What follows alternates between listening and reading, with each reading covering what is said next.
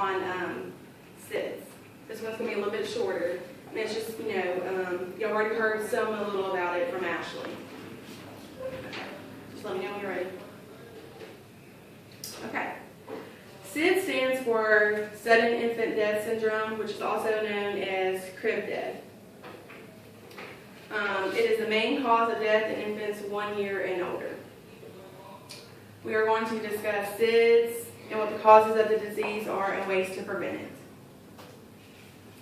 There is no cause for SIDS, but multiple factors can play a role in an infant's death.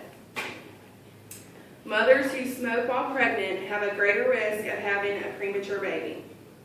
Premature babies are at a higher risk from dying from SIDS. So if you're smoking, and therefore you're probably going to have a premature baby. When you have a premature baby, you're going to put it at higher risk to have SIDS. Mothers who smoke or drink while pregnant have a greater risk of having a premature baby. Premature babies are at high risk for dying of SIDS. Babies who have young mothers under the age of 20 are at higher risk than other mothers who have more life experience. Because most of the time, teenagers who have kids, they're not well educated on how to prevent stuff. They don't have the experience. Okay, so how and when SIDS can happen.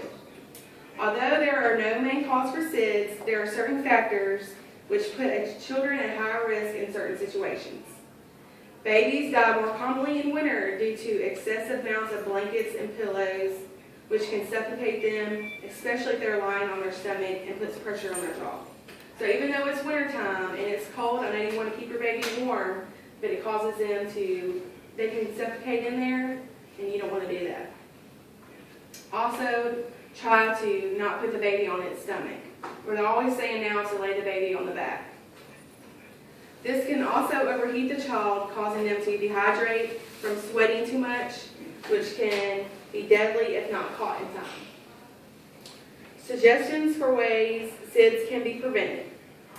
Lay the baby on its back rather than its side or stomach to prevent the child from suffocating, and this way it's allowed, easier way of breathing.